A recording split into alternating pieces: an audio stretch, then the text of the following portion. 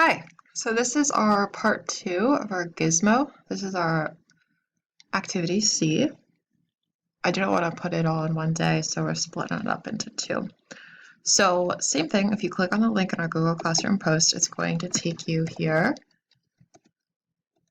Remember, CHS Bio 23. Password is the same thing, CHS Bio 23, and it is capitalized. So I log in. Gonna go to the same rabbit population we did yesterday.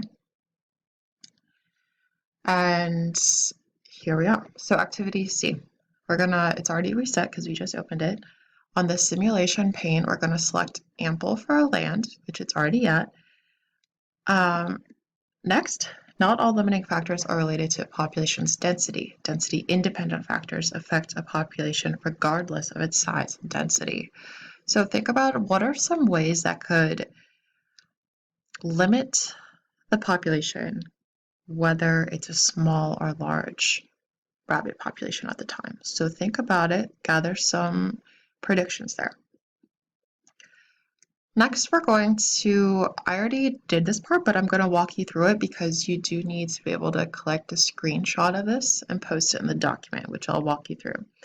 So if I click play, you guys can do this with me.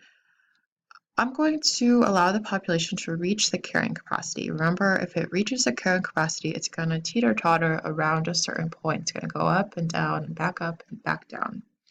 So I'm going to move this over to fast again. That way we're not waiting forever. I'm going to hit play. I'm going to look at the graphs. Let's zoom it out a bit.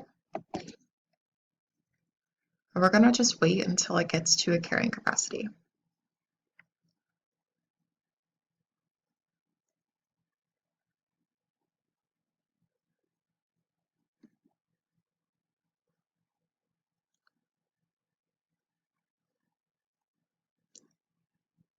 And that's pretty good. So I see it's teetering, tottering around this point. It's just doing that same thing over and over again. So remember, wherever it's in the middle of here, so maybe like 380, 390, that would be my carrying capacity here. Okay, so it says to click the camera to take a snapshot of the graph. Paste the snapshot into this document space below and label it normal weather, which I already did here, but I just want to show you how I did that. So if I just click this camera, it's going to take a screenshot of it. And what I did is I just right-clicked, copy image over my Google Doc, right-click, paste, and just make it smaller to fit in this space. Okay, and your picture should just pop up there, and I titled it normal weather. Next, you're going to predict how you think the period of harsh winters will affect the rabbit population. So make your prediction there. You're going to click reset, select the harsh winter from the conditions listed on the simulation plane. Click play and observe how the population changes over 5 years. Paste a snapshot of your graph in the document and label it harsh winter. So same thing, you're going to let this play out for about 5 to 8 years. You're going to take your snapshot of it, drag it over here, label it harsh winter, and you're going to see that it did change. So how did the harsh winter graph differ from the normal one? What do you think caused this? And predict something for the next one. Rabbits reproduce in the spring, so how do you think a period of cold springs will affect the rabbit population? So let's find out is the next part of this activity. So once you're done with that, you're going to deselect harsh winter, select cold spring. And again, you're going to hit play, see how it changes over 5 years.